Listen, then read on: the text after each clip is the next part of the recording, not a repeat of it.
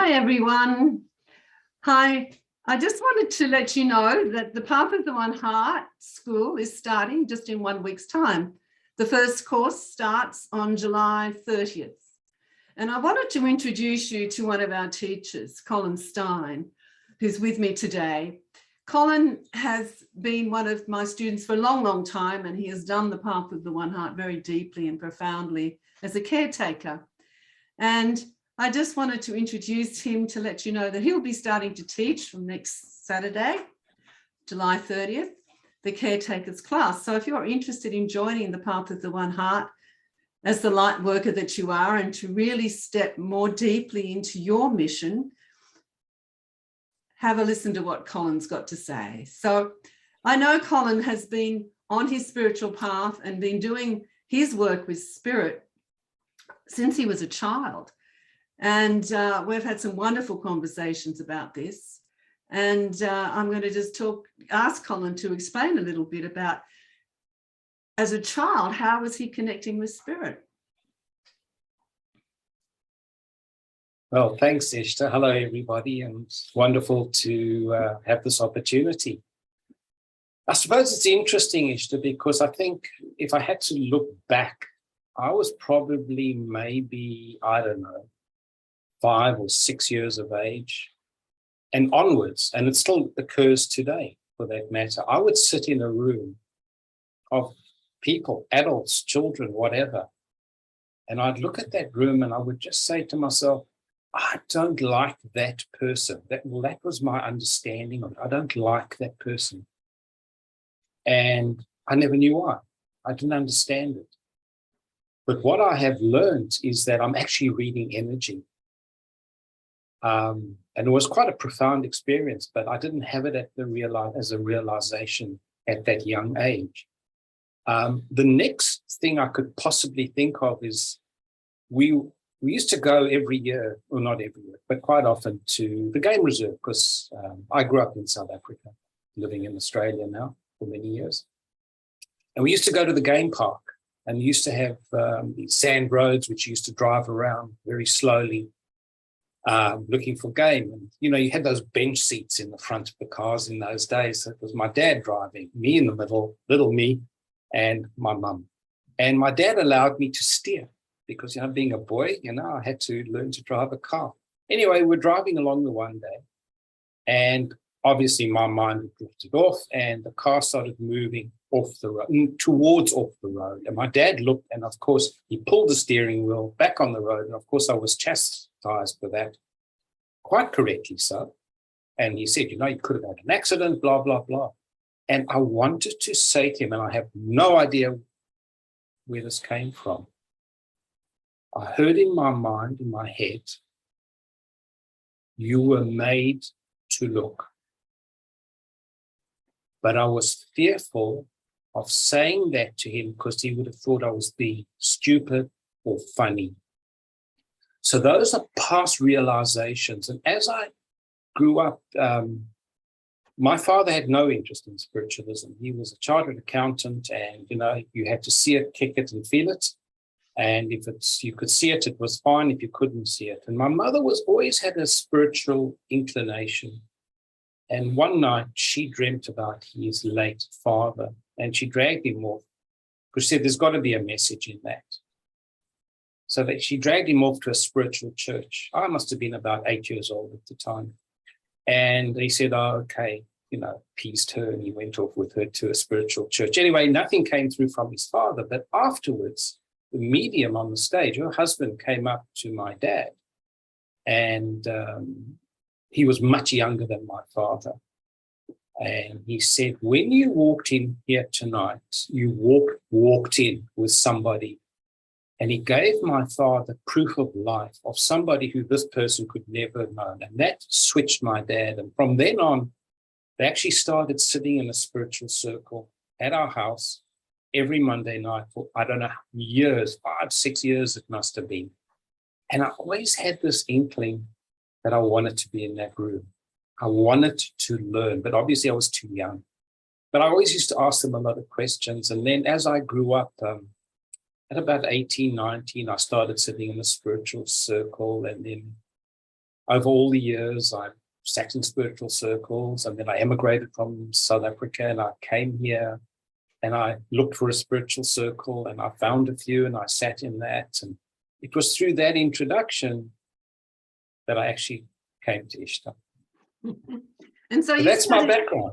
And you sat in spiritual circles for most of your life, and that's connecting with spirit. Absolutely. Yeah, which is wonderful. And Colin's done quite a few of my courses, open, I think all of them, open to channel, even universal rays, and he's taught the Master's Way. He taught all levels of the Master's Way, and he's also done Path of the One Heart. So he's about to teach the cat twice. Yeah, he's done it twice, so he's really stepping into it. And he's also very involved with our not-for-profit organisation, the Mentors of Love and Wisdom. Colin's our secretary and company secretary. So he helps us to do all the things we need to do to sort of stay legit and stay on course. But he's also an amazing caretaker, and he's a scribe. He's trained as a scribe, which is a record keeper, but with a difference, as we teach in the Path of the One Heart. So I'm going to ask Colin just to share with you what he believes a caretaker is and how important it is. If I may start with what Dwal Kul said about caretakers. He says, when you open to the truth, you come into the awakening. And you live a life filled with joy, happiness, and inner peace. And I clearly didn't understand that at the time. But what has happened through Path of the One Heart course, and of course the caretakers, is this understanding. And I'm not saying I've achieved this to 100%, but compared to where I was to where I am today, I've made a significant shift.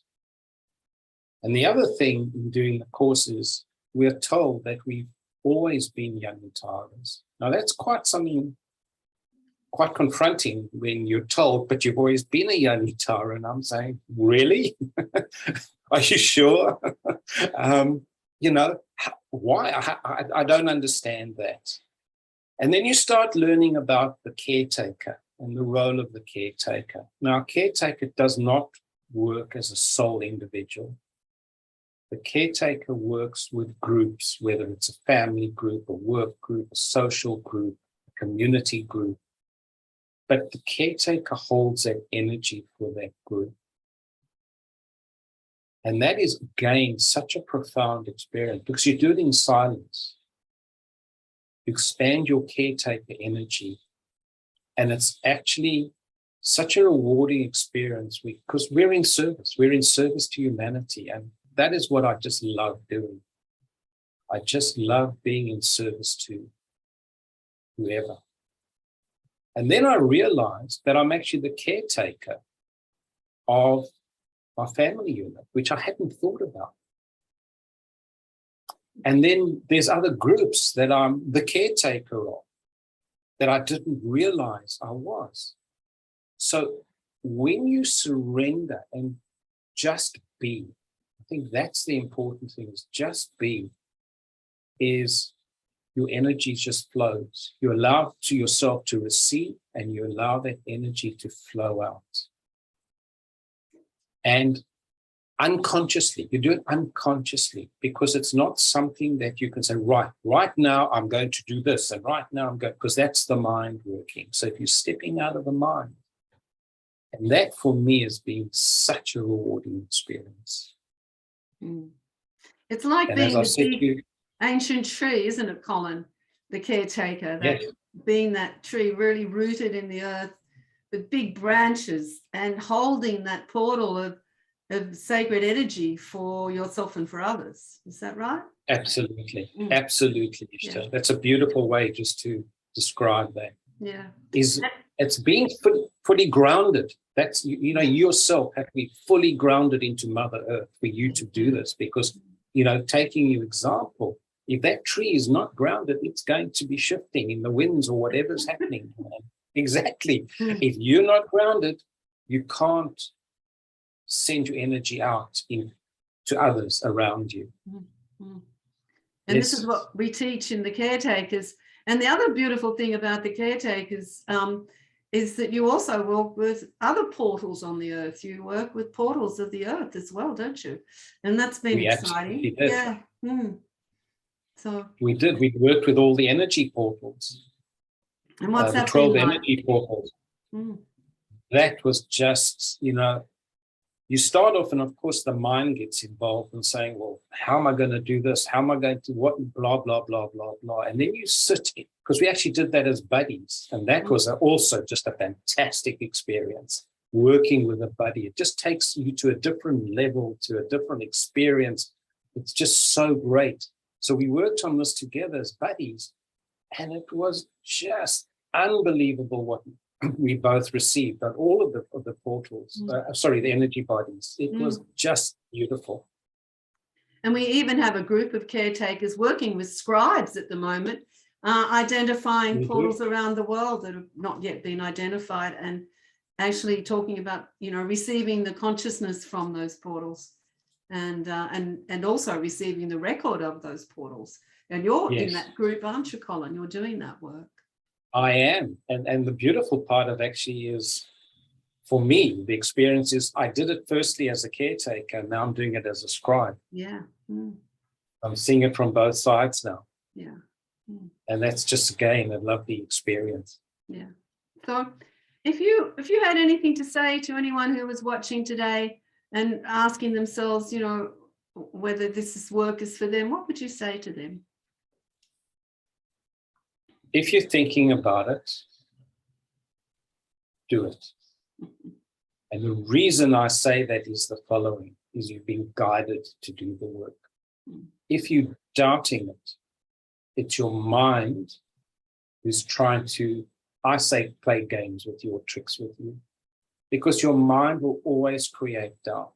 So go back to your first bit of guidance, and that was do the course. Your soul has brought you here to do it. Yeah. Listen to your soul. Yeah. Listen to your soul. Listen to your guidance. Yeah. Thank you, Colin. Thank you very much for taking the time to explain that to us.